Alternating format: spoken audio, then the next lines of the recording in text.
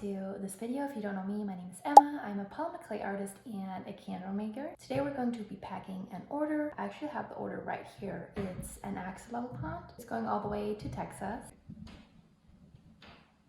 We'll also probably spend some time outside. I know that there is a really large tulip field nearby. Actually, I think it's the biggest one in Canada, so we're probably going to visit that one. And then we're going to be talking a little bit about building a brand identity, as well as how to nurture your creative self when building a small business.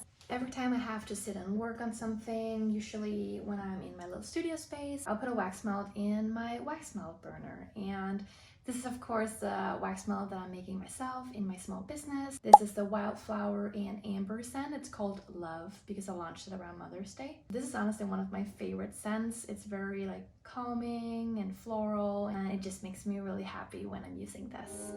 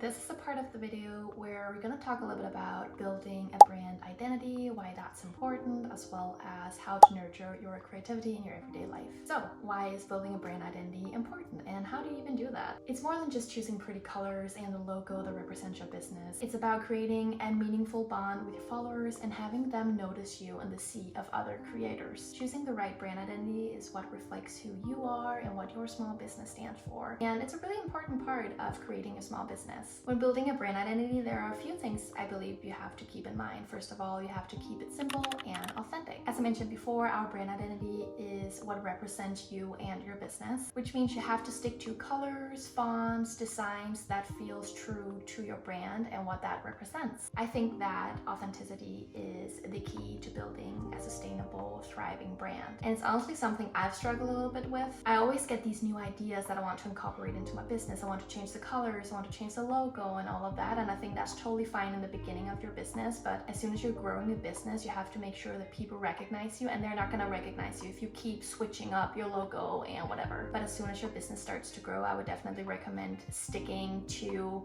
the design and colors and whatever you've chosen, because people want to recognize you and they can't do that if you keep switching everything up. Second of all, you need to tell your brand's story. Every brand has a story to tell, and your story is no different. You have to share your brand's story and what values you have and what goals you have for the future of your small business. It's a really good idea to do that because people really connect with you when they know what inspired you in the first place. Then they really want to join you on this journey, right? Third point is to stay consistent across all platforms, which means when you use TikTok and Instagram and YouTube and so on, you need to have kind of like the same theme going on. So that means the same cover picture, for example, or the same logo and color, so people can recognize you when they search for you on different platforms. Again, this is where consistency comes in. It seems way more professional when everything is consistent. It also makes people remember you better, so that's really nice. Fourth point is to engage with your audience, and hopefully that's something you really like. If you're starting a small business, you are definitely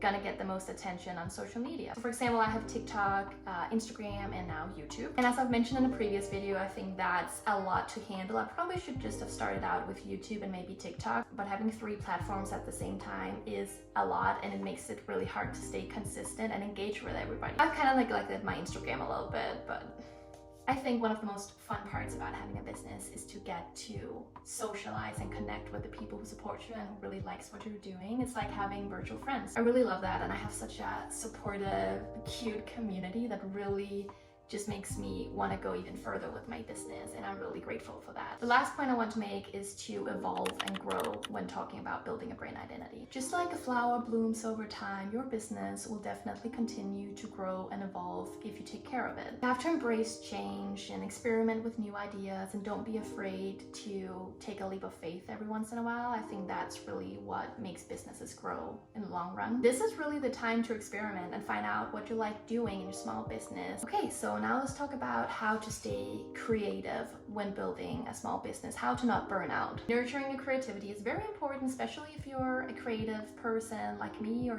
have a small art business. Creativity isn't just reserved for artsy people. Everybody can be creative in their own way, and I think that's really important to nurture that side of yourself every once in a while. It also is very important to nurture your creativity if you have a small art business and you are in high risk of burning out along the way. If you only focus on doing your art for your business every day, you're gonna burn out because you're gonna feel forced to keep making art, to keep making videos. To avoid this problem, I suggest that you first of all make time for creative play, to have fun while you're doing your art, and that can be really difficult if you have a business where you have to create art every day. So what I do is I make sure to make time during the week for other creative activities like painting or sketching in my notebook. Sometimes I bring my notebook outside to get some sort of different input from nature, and I think that really inspires me a lot. And sometimes I'll just create a bunch of different weird, cute figurines that I would never sell in my business, but it really inspires me to think out of the box and just foster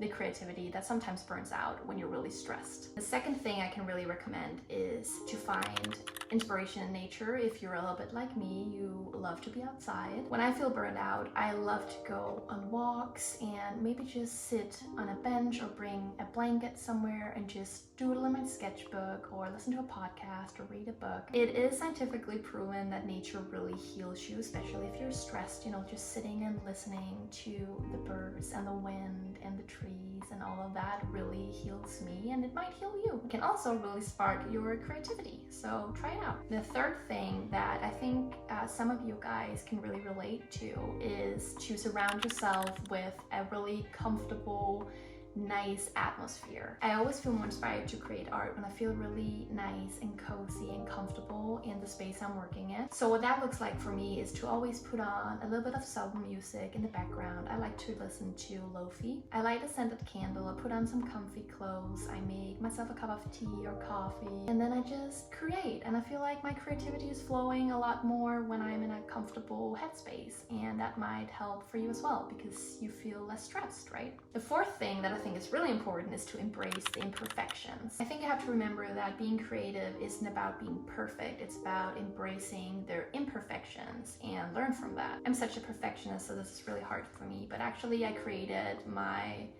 signature figurines, the figurine spirits, from my mistakes. Like, it was a coincidence that I made that because I was just really angry, so I just made something out of clay to do something, and then that figurine was born. Okay, I guess that was it for this video's talking head. I hope you got something out of that. It's very easy to forget yourself in all of this craziness, especially when you're starting up a YouTube or making a small business from scratch. Just remember to take care of yourself.